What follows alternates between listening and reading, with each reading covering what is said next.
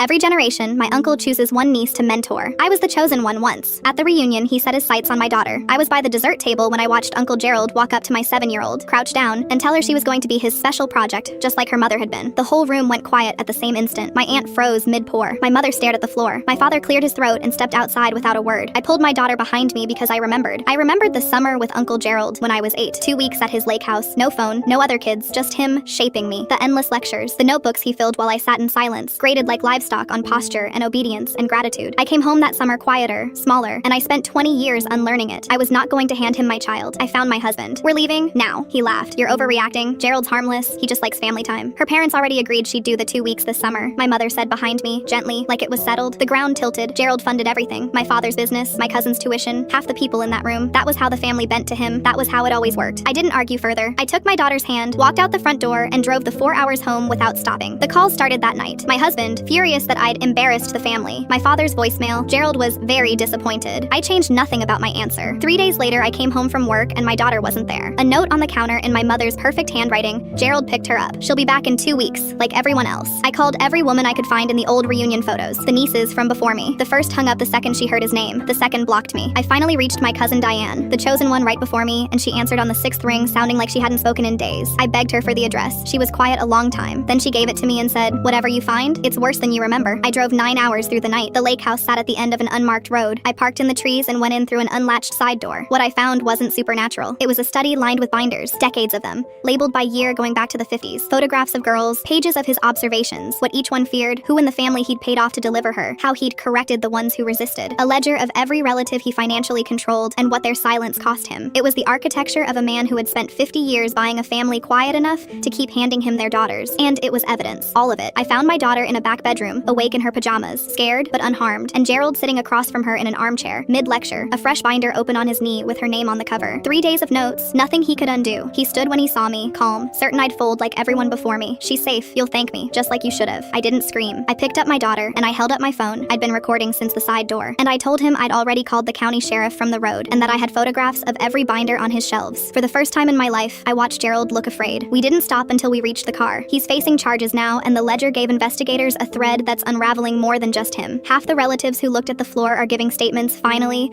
now that the money can't protect any of them. My daughter is 16 now. She barely remembers that night, which is the only mercy in the whole thing. I remember all of it, but the pattern that ate 3 generations of us stopped at her. I made sure of that.